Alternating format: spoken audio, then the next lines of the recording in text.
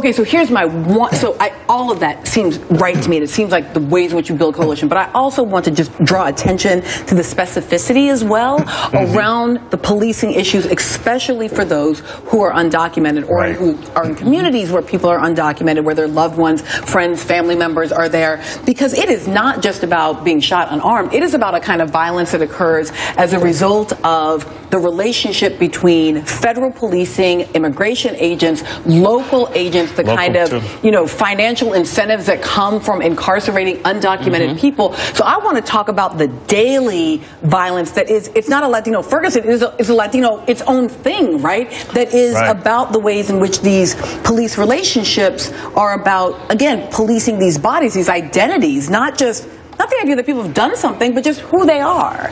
Absolutely, and it's why, for instance, in New York and around the country, folks are calling for, independent prosecutors when these things happen. We have to start pulling this out of police departments. There is no incentive for police departments to police themselves well, and particularly when you mentioned it. It feels like there is, though. So I want to pause on that because it does feel like there's an incentive, right? I mean, if you presume that police are professionals who want to do their job well, who want to actually make communities safer, and who are concerned for their own safety, it actually does feel to me like there's an incentive to not do policing bad. But it actually doesn't play itself out on a day-to-day basis. Over and over again, we continue to see these moments, and we're being on the ground in Ferguson. Ferguson's a unique situation because when you read the Ferguson report, when you meet people in Ferguson, you see this daily abuse over and over again. But it wasn't actually until a young man's body was left out in the street for 4 hours and 1 million tweets had to be sent out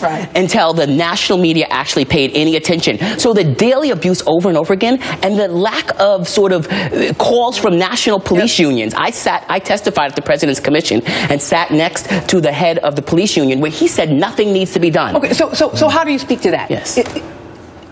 What could police officers, as a professional set of organizations, be doing to intervene in this? Well, there's a couple of things. First of all, from the executive level, from the policy level, what you have to have is a leadership issue. You've got to have leaders that embrace the community, that have a multifaceted panel that come in and talk about policy and how the policing strategies are going to be formulated. A lot of what was talked about just now at this moment was tactical things. When we talk about we have a body on the street for X number of hours, those things remain because you have to have a very, very detailed, very systematic investigation. And you don't want to disturb the crime scene, because the moment you do that, you can't reconvene the crime scene, you can't put it back in its place, and somebody's going to explain to you that you contaminated the crime scene and therefore you biased the investigation.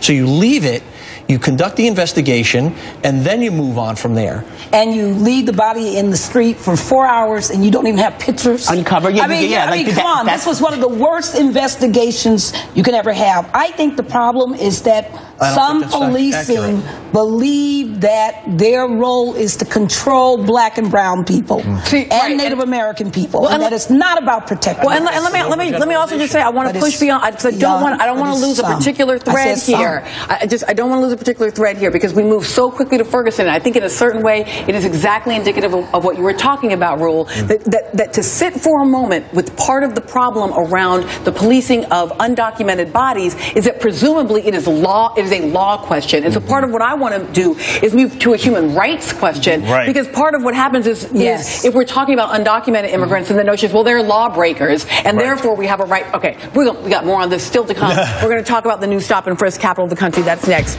More on policing when we come back.